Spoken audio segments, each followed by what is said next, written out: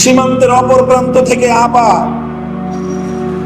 সীমান্তের অপর প্রান্ত থেকে এখনো সংবাদ পাঠান, চট করে ঢুকে পড়ার পায়ে তারা ধান্দা করতেছেন। যেখানে আছেন ভালো আছেন, ওখানে থাকেন, আমরা ধরে আনবো সময় মতো। এর আগে ঢুকবার চেষ্টা করবেন না।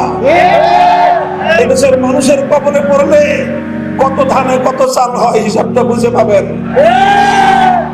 শেখ হাসিনা 50 বছর পর্যন্ত যে রাজনীতি করেছে, আমি বলি তার রাজনীতির অনেক বৈশিষ্ট্য, প্রধান দুটি বৈশিষ্ট্য ছিল। তার 1 নম্বর বৈশিষ্ট্য, শেখ হাসিনার রাজনীতি ছিল প্রতিশোধের রাজনীতি।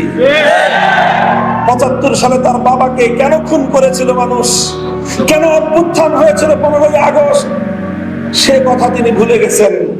30,000 মায়ের বুক খালি করেছিল বাকশালীরা। বাংলাদেশের মুক্তিযুদ্ধে এত মানুষ মরে নাই, সেই পরিমাণ মানুষ 71 থেকে 75-এর 15ই আগস্ট পর্যন্ত এদেশে হত্যা করা হয়েছে। সেই মানুষের জন্য কোনো মায়া নাই, কোনো চোখের অশ্রু নাই, সব চোখের অশ্রু শুধু 15ই আগস্টের জন্য। এই বৈষম্য ভালো না। যে সকল মানুষ নিরীহ নিরপরাধ নারী শিশু 15ই আগস্টে নিহত হয়েছেন, তাদের জন্য আমরা সমবেদনা প্রকাশ করি। কিন্তু শুধু নিহত তারাই হন নাই, তাদের রক্তের যেমন দাম আছে, ওই 30,000 মায়ের চোখের অশ্রুর কোনো মূল্য নাই।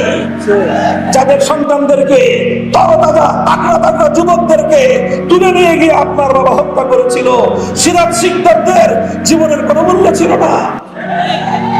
যাই হোক, পুরাতন হিসাব, ওই হিসাবে আমি যেতে চাই না। 15ই আগস্ট এই অভ্যুত্থানের পর শেখ হাসিনা আন্তর্জাতিক গণমাধ্যমে বলেছিলেন যে জাতি তার বাবাকে খুন করেছে, হত্যা করেছে, তিনি সেই কাছ থেকে প্রতিশোধ গ্রহণ করবেন।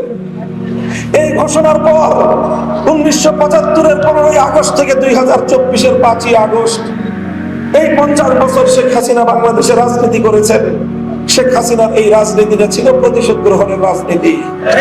তিনি প্রতিশোধ নিয়েছেন বাংলাদেশের জনগণের কাছ থেকে, তিনি প্রতিশোধ নিয়েছেন বাংলাদেশ নামক রাষ্ট্রটার কাছ থেকে। এই দেশটাকে তিনি স্বাধীন রাখতে চান নাই।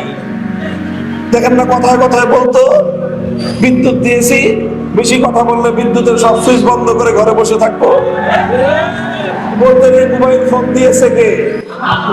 উনি মোবাইল ফোন দিয়েছিলেন, উনি বাংলাদেশে ইন্টারনেট দিয়েছিলেন। সারা পৃথিবীর মানুষ যখন মোবাইল ব্যবহার করে অগ্রসর হয়ে গেছে, বাংলাদেশে নাকি জনগণকে উনি মোবাইল দেন। এই ছিল ওনার ভাবখানা।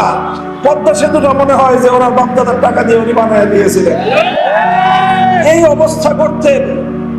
এই অবস্থা করে তিনি এই বাংলাদেশটা সম্পর্কে তার ধারণা এটাই ছিল, বেশি বাড়াবাড়ি করবা, বাংলাদেশটাকে ভারতের অঙ্গরাজ্য বানায় দিব। এটা ছিল তার রাজনীতি। এজন্য ভারতে গিয়ে তিনি মাথার মধ্যে তিলক পরেন।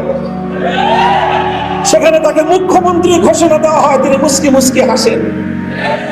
বাংলাদেশের মানুষ সেদিনই বলে দিয়েছিল, বাংলাদেশের ক্ষমতার মস্তদে আমরা স্বাধীন আত্মমর্যাদা সম্পন্ন প্রধানমন্ত্রী চাই, বিরোধী মুখ্যমন্ত্রী দেখতে চাই না। বিভাজনের রাজনীতি 2024 সালের ছাত্র জনতার অভ্যুত্থানের মাধ্যমে তার বিভাজনের রাজনীতি পরাজিত হয়ে বাংলাদেশের মানুষের মধ্যে অভূতপূর্ব ঐক্য সূচিত হয়েছিল। এই ঐক্যই ছিল বাংলাদেশের আগস্ট বিপ্লবের শক্তি। এই ঐক্যের মাধ্যমে এদেশের মানুষ ফ্যাসিবাদকে পরাজিত করতে সক্ষম হয়েছে। এই ঐক্যটা আমাদের ধরে রাখতে হবে। এই ঐক্য যদি আমরা ধরে রাখতে না পারি, বিএনপি, জামাতে ইসলাম, হেফাজতে ইসলাম, আমরা কেউ এদেশে নিরাপদে থাকতে পারবো না।